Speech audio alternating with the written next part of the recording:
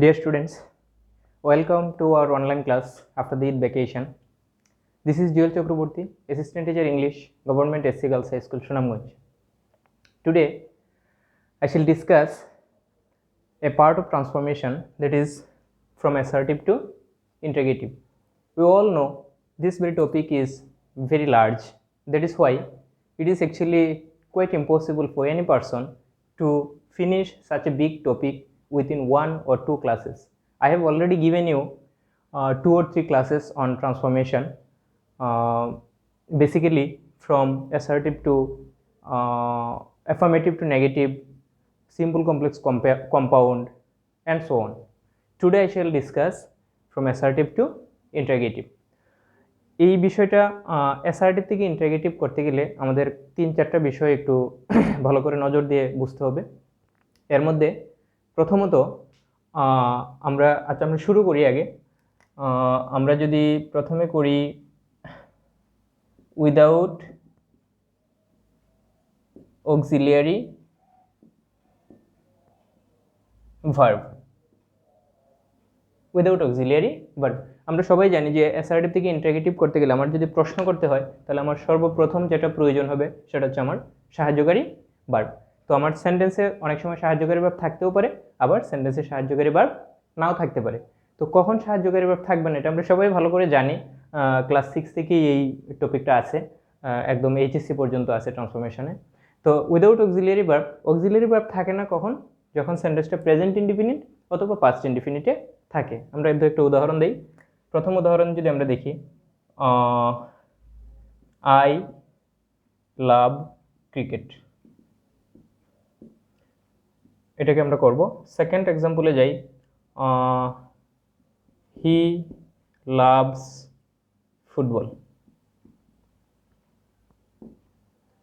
এটাও আমরা করব। থার্ড এক্সাম্পলে যাই, করিম লাইকড লেট স্প্রিং। ওকে, তো আমরা এই 3টা সেন্টেন্স ভালো করে খেয়াল করি। প্রথম যে সেন্টেন্সটা আছে আই লাভ ক্রিকেট, সেকেন্ড সেন্টেন্সটা হি লাভস ফুটবল, থার্ড সেন্টেন্সটা হচ্ছে করিম লাইকড লেট স্প্রিং। আচ্ছা, প্রথম 2টা সেন্টেন্স আছে প্রেজেন্ট ইনডিফিনিট টেন্সে। কেন? এটা আমরা সবাই জানি, টেন্স সম্বন্ধে আমাদের সকলেরই ইতিমধ্যে ধারণা আছে। I love cricket, he loves football, এই 2টা সেন্টেন্স কিন্তু একই টেন্সে আছে। জাস্ট এখানে সাবজেক্টটা আই ফার্স্ট পারসন, যার জন্য এখানে লাভ, ভার্বের শেষে এস বাই এস যুক্ত হয়নি এবং ভার্বটা প্রেজেন্ট ফর্মে আছে। তার মানে এটা প্রেজেন্ট ইনডিফিনিট টেন্স এবং কোনো সাহায্যকারী ভার্ব নাই, অক্সিলারি ভার্ব নাই। সেকেন্ড সেন্টেন্সটা হি লাভস ক্রিকেট, এটাও প্রেজেন্ট ইনডিফিনিট, কিন্তু এখানে পরিবর্তনটা কোথায়? যেহেতু সাবজেক্টটা থার্ড পারসন সিঙ্গুলার, সেই জন্যই লাভের সাথে কি যুক্ত হলো? লাভস, ইএস যুক্ত হলো, এস বাই এস যুক্ত হলো, এস যুক্ত হলো। আর থার্ড সেন্টেন্সটা এখানেও কোনো সাহায্যকারী ভার্ব নাই, কিন্তু ওই 2টা সেন্টেন্স থেকে এই সেন্টেন্সটা ব্যতিক্রম। কেন? এখানে ভার্বটা পাস্ট ফর্মে আছে। এখানেও সাহায্যকারী ভার্ব নাই, কিন্তু ভার্বটা আছে, মেইন ভার্বটা আছে পাস্ট ফর্মে, তার মানে এটা পাস্ট ইনডিফিনিট টেন্সে। তো আমাদের একটা জিনিস খেয়াল রাখতে হবে যে প্রেজেন্ট টেন্সের বেলায় ডু অথবা ডাজ, আর পাস্ট টেন্সের বেলায় আমরা ডিড, এই 3টা সাহায্যকারী ভার্ব আমরা প্রয়োজন মতো টেন্স এবং পার্সন অনুসারে আমরা ব্যবহার করতে পারবো। এটা ইন্টারোগেটিভ করার সময়ও ব্যবহার করতে পারবো, আবার অ্যাফার্মেটিভ থেকে নেগেটিভ করার সময় আমরা ব্যবহার করতে পারবো। তো প্রথম যে সেন্টেন্সটা, এটাকে যদি আমরা প্রশ্ন করি, আমরা প্রশ্ন করা মানেই হচ্ছে সাহায্যকারী ভার্বটাকে সাবজেক্টের সামনে নিয়ে আসা। এখন যেহেতু আমরা মাধ্যমিক লেভেলের ছাত্র, তো আমাদের একটা জিনিস খেয়াল রাখতে হবে যে আমরা চেঞ্জিং সেন্টেন্স করার সময় আমরা যদি অ্যাসার্টিভ থেকে ইন্টারোগেটিভ করি, সেই ক্ষেত্রে সেন্টেন্সটা যদি হাবোধক বাক্য দেওয়া থাকে, সেন্টেন্সটা যদি থাকে হাবোধক, তাহলে আমরা ইন্টারোগেটিভটা করব, মানে সাহায্যকারী ভার্বের সাথে নাবোধক যুক্ত করে আমরা প্রশ্নটা করব। এটাই আমার মনে হয় যে আমাদের মাধ্যমিক লেভেলের জন্য এটি সুইটেবল। তো সেই ক্ষেত্রে আমাদের আই লাভ ক্রিকেট, তো এখানে যদি যেহেতু এটা প্রেজেন্ট ইনডিফিনিট টেন্স এবং সাবজেক্ট হচ্ছে আই, তো সেই ক্ষেত্রে নিশ্চয়ই আমরা ডাজ লিখবো না। ডাজ তো থার্ড পার্সনের বেলায় বসে, ফার্স্ট পার্সনে তো ডাজ বসে না। তো সেই ক্ষেত্রে আমরা লিখবো ডু। প্রথমে আমরা ডু লিখলাম। আর যেহেতু সেন্টেন্সটা হাবোধক, মানে এখানে নেগেটিভ কোনো কিছু নাই, নো, নেভার, নান, নট, এগুলো নাই, সেক্ষেত্রে আমার এই ডোর সাথে কি করতে হবে? নেগেটিভ যুক্ত করতে হবে, মানে এটাকে আমরা ডু থেকে কি লিখবো? ডোন্ট। তারপরে চলে আসবে সাবজেক্ট, আর বাকিটা ঠিক থাকবে, লাভ ক্রিকেট। আমরা অনেক সময় এই প্রশ্নবোধক চিহ্নটা দিতে ভুলে যাই। যেহেতু আমি ইন্টারোগেটিভ করবো, আমি যদি ইন্টারোগেশন মার্ক না দিই তাহলে এখানে নাম্বার পাওয়ার কোনো সুযোগ থাকবে না, নাম্বার পাবো না কিন্তু। তো এটা খেয়াল করে দিতে হবে। হি লাভস ফুটবল, এটা আগের মতোই, শুধু সাহায্যকারী ভার্বটা চেঞ্জ হয়ে যাবে। এখানে লাভস আছে, মানে সেন্টেন্স, মানে সাবজেক্টটা হচ্ছে গিয়া থার্ড পারসন, তো থার্ড পারসনের বেলায় তো আমরা ডু লিখবো না, আমরা লিখবো ডাজ। আমরা কিন্তু দুইটা সেন্টেন্স, প্রথম দুইটা সেন্টেন্স প্রেজেন্ট টেন্সে করতেছি, তো সেক্ষেত্রে ডু অথবা ডাজ হবে। তো ফার্স্ট পারসন ছিল ডু লিখলাম, এখানে আছে থার্ড পারসন, তো সেক্ষেত্রে হবে ডাজ। তো আমরা ডাজের সাথেও নেগেটিভ করবো, কারণ এই সেন্টেন্সটাও হাবোধক, এখানে নাবোধক কিছু নেই। তাহলে হলো ডাজ, ডাজন্ট হি। এখন যেহেতু এখানে ডাজন্ট হইল, ডু নট, ডাজ নট এবং ডিড নটের পরে যে ভার্বটা আসবে সেটা বেস ফর্মে চলে যাবে, মানে ভার্বটার যে মূল ফর্মটা সেটাতে চলে যাবে। যেমন লাভস ভার্বটা তো আর লাভস না, মূল ভার্বটা হচ্ছে লাভ। তো এখানে হয়ে যাবে ডাজন্ট হি লাভ ফুটবল। সেমভাবে প্রশ্নবোধক চিহ্নটা মনে করে দিতে হবে।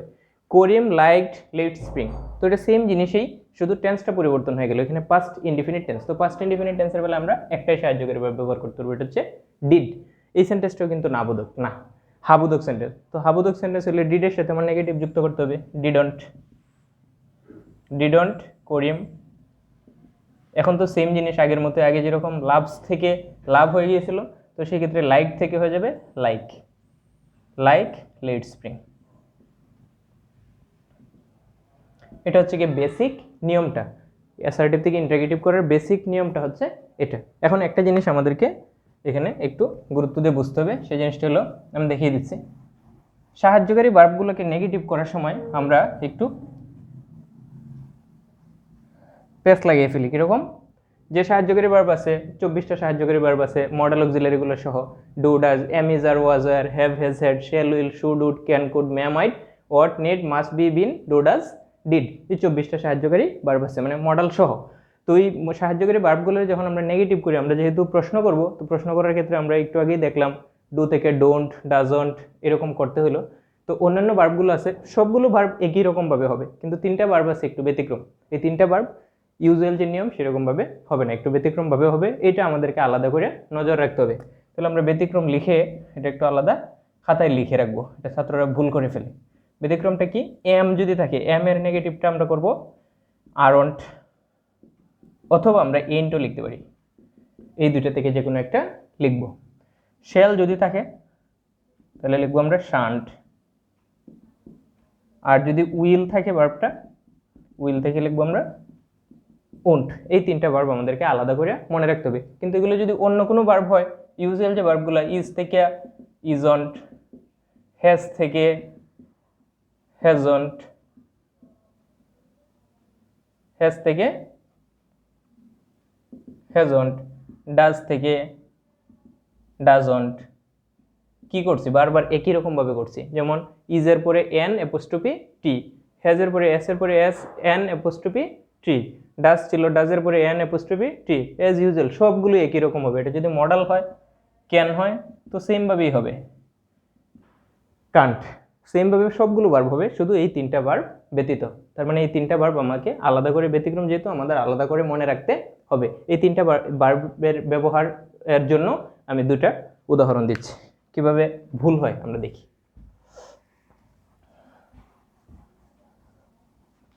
আমরা লিখি একটা উদাহরণ, I am a teacher.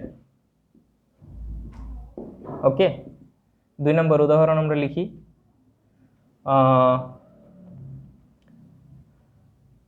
M shall he will go to America. Okay, দুইটা উদাহরণ দিলেই বোঝা যাবে। এখানে এম আছে, ছাত্ররা কি লিখে ফেলে ভুল করে, অ্যামাউন্ট লিখে ফেলে, এটা কিন্তু হবে না, এটা ভুল হবে। একটু আগেই আমরা দেখছি যে এই ভার্বটা অন্য যে ইউজুয়াল ভার্বগুলো সেরকমভাবে নেগেটিভ হয় না, এটাকে কিন্তু করতে হবে আমাকে আরন্ট অথবা এন্টও লিখতে পারি আমি, এই দুটো থেকে একটা কিছু লিখতে হবে। কিন্তু অ্যামাউন্ট লিখলে কিন্তু হবে না। এখানে আই এম এ স্টুডেন্ট, তাহলে এটা হবে আরন্ট অথবা এন্ট, আই এ স্টুডেন্ট না টিচার, আই এ টিচার। আমি আবারও বলছি, প্রশ্নবোধক চিহ্ন মনে করে দিতে হবে, নাহলে কিন্তু এখানে সেন্টেন্সে মার্ক পাওয়া যাবে না। তো এটার ক্ষেত্রে তো সেম, একটু আগে আমরা দেখলাম উইল আছে, উইলের নেগেটিভটা ছাত্ররা লিখে ফেলে উইলন্ট, এরকম লিখে ফেলে, এটা কিন্তু হবে না, ভুল হবে। একটু আগে আমরা শিখছি উইল যদি থাকে তাহলে নেগেটিভ করতে হলে ওন্ট হবে, ওন্ট, ওন্ট হবে, won't he go to America. এই প্রশ্নবোধক চিহ্ন। এই হচ্ছে সাহায্যকারী ভার্বের ব্যবহারের বিষয়টা। এখন আমরা চলে যাব, এতক্ষণ যতগুলো বাক্য করলাম সবগুলোই ছিল হা বোধক বাক্য। আমরা দু একটা না বোধক বাক্য করব, নেগেটিভ বাক্য দু একটা করব। যেমন he is not a bad boy, একটা বাক্য, এটা আমরা করব। আরেকটা বাক্য লিখি, Sakib is not an ordinary player। দুইটা সেন্টেন্স প্রায় একই রকম হয়ে গেল, কিন্তু দুইটাতেই নেগেটিভ আছে। He is not a bad boy, এখানে নট আছে, এই নেগেটিভ আছে। পরের সেন্টেন্সে Sakib is not an ordinary player, এখানেও নেগেটিভ আছে, মানে নট আছে। তো আমার একটা নিয়ম এখানে বলে রাখা খুবই প্রয়োজন, যে সেন্টেন্সে যদি শুধু নট থাকে, নট, তাহলে সেটা বাদ যাবে। শুধু নট যদি থাকে তাহলে সেটা বাদ যাবে। কিন্তু নট ভিন্ন অন্যান্য নেগেটিভ শব্দ আছে, অনেক নেগেটিভ শব্দ আছে, সেই শব্দগুলোকে আমরা বাদ দিতে পারবো না, বরং সেই নেগেটিভ শব্দগুলোর পরিবর্তে আমাদেরকে পজিটিভ বা হাবোধক শব্দ লিখতে হবে। কীরকম? যদি থাকে নো, তাহলে এটার পরিবর্তে লিখতে হবে এনি। যদি থাকে নাথিং, তাহলে লিখতে হবে এনিথিং। যদি থাকে নোবডি, তাহলে লিখতে হবে এনি বডি। এরকমভাবে সেন্টেন্সগুলো, শব্দগুলো চেঞ্জ হবে। মানে প্রশ্ন থেকে যদি অ্যাসার্টিভে এরকম থাকে, তাহলে ইন্টারোগেটিভে আমাকে এই শব্দগুলোতে পরিবর্তন করতে হবে। আরেকটা সবচেয়ে গুরুত্বপূর্ণ শব্দ হচ্ছে নেভার। নেভার থেকে হবে এভার। নান থেকে হবে নান অথবা নো ওয়ান, একই জিনিস, এই দুইটা একই জিনিস, এটার পরিবর্তে হবে এনিওয়ান। এরকমভাবে আমাদের নেগেটিভ শব্দগুলো পরিবর্তন হবে। এদিকে যদি এই শব্দগুলো যদি থাকে অ্যাসার্টিভ সেন্টেন্সে, তাহলে আমার ইন্টারোগেটিভ সেন্টেন্সে এই শব্দগুলো লিখতে হবে। এগুলো আমাদের এমনিতেই শেখা হয়ে যাবে আস্তে আস্তে করতে করতে। তো আমরা আগে এটা শিখি। এখানে শুধু নট আছে, শুধু নট থাকলে সেটা আমরা বাদ দিয়ে দিতে পারবো, কিন্তু নট ভিন্ন অন্যান্য যে নেগেটিভ শব্দগুলো আছে এগুলো কিন্তু বাদ দেওয়া যাবে না, এগুলোর পরিবর্তে হাবোধক শব্দ লিখতে হবে। তাহলে আমরা প্রথম সেন্টেন্সটা দেখি, হি ইজ নট এ ব্যাড বয়। তো আমরা সাহায্যকারী ভার্বটাকে সামনে নিয়ে আসবো, ইজ, আর যেহেতু নট আছে নটটা বাদ যাবে, আর এখানে আমার আর নেগেটিভ করতে হবে না, কারণ আমার মূল সেন্টেন্সটা নেগেটিভই ছিল। Is he A bad boy, bad boy, প্রশ্নবোধক চিহ্ন মনে করে দিতে হবে। এটা সেম, একদম সেম হয়ে গেছে বাক্যটা, একটু ডিফারেন্ট লিখলে ভালো হতো, কিন্তু একই রকম হয়ে গেছে। Sakib is not an ordinary player, তাহলে সামনে চলে আসবে সাহায্যকারী ভার্বটা ইজ, আর এই নটটা বাদ যাবে। Is Sakib an ordinary player, এই হচ্ছে গিয়ে প্রশ্নবোধক চিহ্ন। দুইটা সেন্টেন্স দেখালাম। এখন আমরা এই যে নো থেকে কিভাবে এনি, নাথিং থেকে এনিথিং, এই জিনিসটা দেখানোর জন্য আমরা এখানে আরো দুইটা সেন্টেন্স লিখি। উদাহরণ, প্রথমে আমরা নো দিয়ে লিখি না, যদি লিখি I have no foe, okay. I have no foe মানে আসলে শত্রু, এনিমিও আমরা লিখতে পারতাম, ENEMY, এই এনিমি যে কথা, ফর একই কথা। I have no foe or enemy, তাহলে এখানে নো আছে, এখন কিন্তু নট না। আগে ছিল আমাদের নট, নটটা আমরা বাদ দিয়ে দিতে পারছিলাম, কিন্তু এখন যেহেতু নো আছে, নোর পরিবর্তে কিন্তু আমাকে হাবোধক শব্দ লিখতে হবে। তো আমরা করি, এখানে হ্যাভ আছে, এটাকে আমরা দুইভাবে করতে পারি। এই সেন্টেন্সটা কিন্তু আমরা দুইভাবে করতে পারি, স্টুডেন্টরাও দুইভাবে করে, বইয়েও লেখা আছে দুই রকমভাবেই। তো এটা আমরা একটু জানবো, এটা একটু জিনিস মানে একটু জানার প্রয়োজন আছে কীরকম। এই যে সেন্টেন্সটা, আচ্ছা আরেকটা সেন্টেন্স তাহলে লিখি, I have done the work. এই যে সেন্টেন্সের হ্যাভ আর এই সেন্টেন্সের হ্যাভের ব্যবহার কিন্তু এক না। এটা আগে কোনো একটা ক্লাসে আমি আগেও বলেছি যে এখানের হ্যাভটা হচ্ছে গিয়ে মেইন ভার্ব, আর এখানের হ্যাভটা হচ্ছে অক্সিলিয়ারি ভার্ব। তার মানে এই দুইটার মধ্যে পার্থক্য আছে। এই সেন্টেন্সটাকে যদি আমাকে বলে ইন্টারোগেটিভ করো, তাহলে কিন্তু আমি লিখবো হ্যাভন্ট, অ্যাপোস্ট্রফি টি। কেন হ্যাভন্ট করলাম? কেন? সাহায্যকারী ভার্ব হচ্ছে হ্যাভ, সেন্টেন্সটা হাবোধকে আছে, সেই ক্ষেত্রে আমাকে হ্যাভন্ট অবশ্যই লিখতে হবে, এছাড়া আর কোনো কিছু করার সুযোগ নেই। হ্যাভন্ট, হ্যাভন্ট আই ডান ঠিক থাকবে দ্য ওয়ার্ক। এই হচ্ছে আমার প্রশ্নটা। এই সেন্টেন্সটাকে আমরা শুধু এভাবেই করতে পারবো। আর এই সেন্টেন্সটা বইয়েও দুই রকমভাবে আছে, কিন্তু আমি বলবো প্রথম যে এখানে দুইটাই আমি দেখাই দিচ্ছি, কিন্তু যে কোনো একটা প্রিফার করা ভালো হবে। কীরকম? আই হ্যাভ, এই হ্যাভটা কিন্তু সাহায্যকারী ভার্ব না। আমি আবার বলছি, এই হ্যাভটা এখানের হ্যাভ আর এখানের হ্যাভের মধ্যে পার্থক্য আছে। কীরকম? এখানের হ্যাভটা হচ্ছে মূল ভার্ব। আই হ্যাভ নো ফো, এখানে হ্যাভই তো, এটা একটা স্টেটিভ মানে স্টেট ভার্ব। স্টেট বুঝাইতেছে মানে আমার কোনো বন্ধু, আমার কোনো শত্রু নেই। তার মানে আই হ্যাভ নো ফো, এখানে হ্যাভটাই হচ্ছে মূল ভার্ব। আর এখানে কিন্তু আই হ্যাভ ডান, এই ডানটা কিন্তু ডোর পাস্ট পার্টিসিপল, তার মানে এটা সাহায্যকারী ভার্ব আর এটা ছিল মূল ভার্ব, এই যেটা মূল ভার্ব। তার মানে এই দুইটা সেন্টেন্সের পার্থক্যটা হচ্ছে এরকম। এখানে কিন্তু আমরা বইয়ের মধ্যে আছে হ্যাভ দিয়ে করা আছে, আমরা হ্যাভ ওয়ান্ট হ্যাভ লিখবো।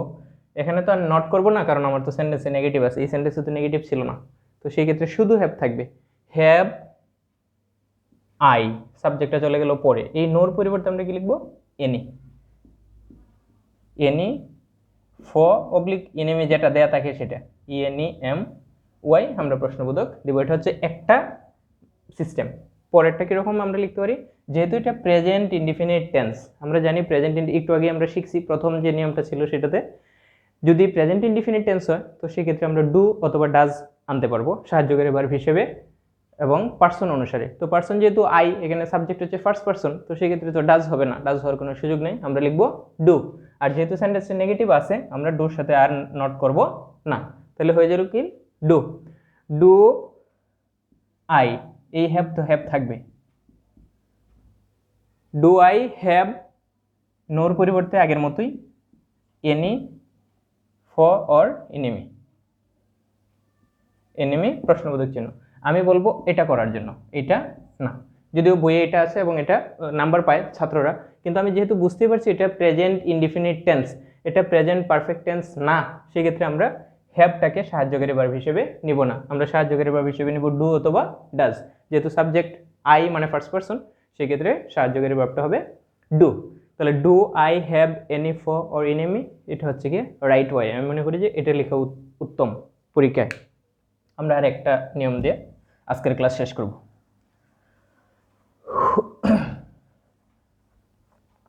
আমরা নোবডি এভরিবডি এরকম দিয়ে সেন্টেন্স থাকতে পারে, nobody everybody, every mother every father এই ধরনের থাকতে পারে। তো আমরা লিখি nobody trust, no body trusts a liar, এরকম থাকতে পারে।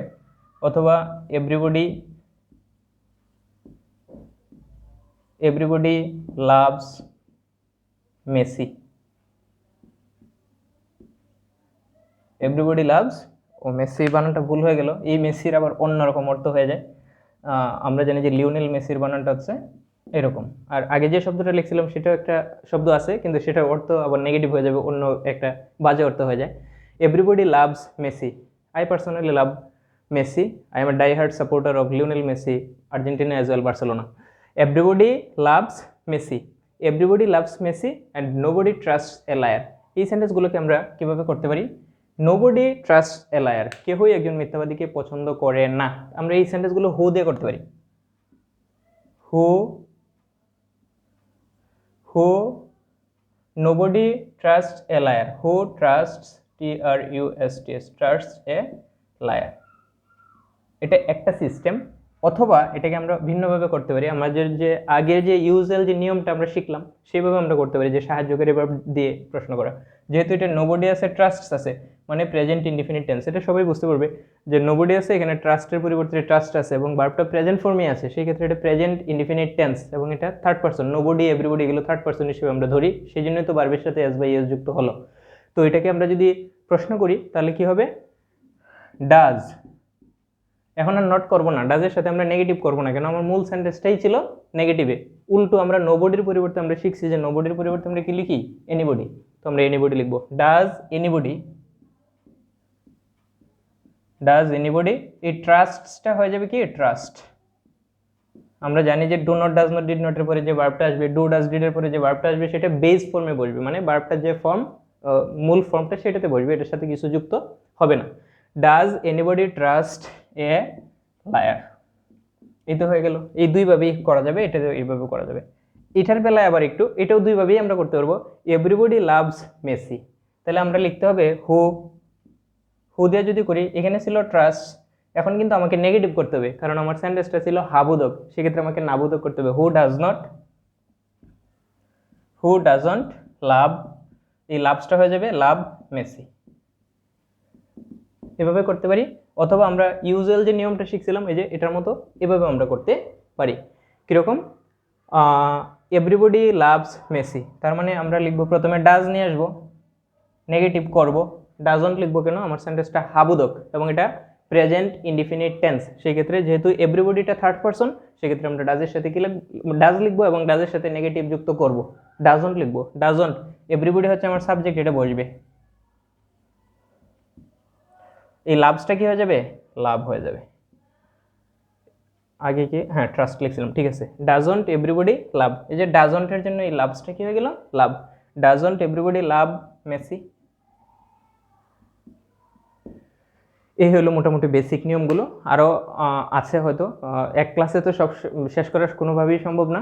আমার মনে হয় যে বাসায় আরও প্র্যাকটিস করতে হবে। আমি বেসিক নিয়মগুলো দেখিয়ে দিছি, এখন বাকিগুলো প্র্যাকটিস করলে হবে। বইয়েও এই নিয়মগুলো অত্যন্ত সুন্দরভাবে আছে, আমরা যদি বই পড়ি তাহলেই আমরা আসলে এগুলো জানতে পারবো। সবসময় যে স্যারের কাছ থেকে শিখতে হবে, ক্লাসে বসে শিখতে হবে এরকম না। কোনো ছাত্র যদি নিজে শেখার আগ্রহ থাকে, সে যদি বইয়ের নিয়মগুলো ভালো করে রিডিং পড়ে একদম অত্যন্ত সুন্দরভাবে বাংলা ভাষায় ধারাবাহিকভাবে, এই আমি যা পড়লাম এগুলো তো বই থেকে, আমি যা লিখলাম এগুলো বই থেকেই কিন্তু আমি লিখলাম, তো এগুলো বইয়ে আছে অত্যন্ত দারুণভাবে। আমার মনে হয় যে প্র্যাকটিস করলে এগুলো নিজে নিজেই শেখা সম্ভব। তারপরে আমি যে নিয়মগুলো দেখাইলাম মোটামুটি এগুলোতে স্টুডেন্টরা কনফিউজড হয়ে যায় এবং তারা ভুল করে এবং নাম্বার কাটা যায়। তো আমার মনে হয় যে নিয়মগুলো দেখালাম এগুলোর সাথে যদি বইয়ের যে নিয়মগুলো আছে কম্বিনেশন করে যদি পড়া যায়, তাহলে আমার মনে হয় খুব ভালো করা সম্ভব। অ্যাসার্টিভ থেকে ইন্টারগেটিভ এখানে নাম্বার কাটা যায় না, এটা খুব সহজেই পূর্ণ নাম্বারই পাওয়া যায়। তো নেক্সট ক্লাসে অন্য কোনো টপিক নিয়ে কথা হবে। আজকে এ পর্যন্ত থাকবে। তোমরা সবাই ভালো থাকো। Thank you so much.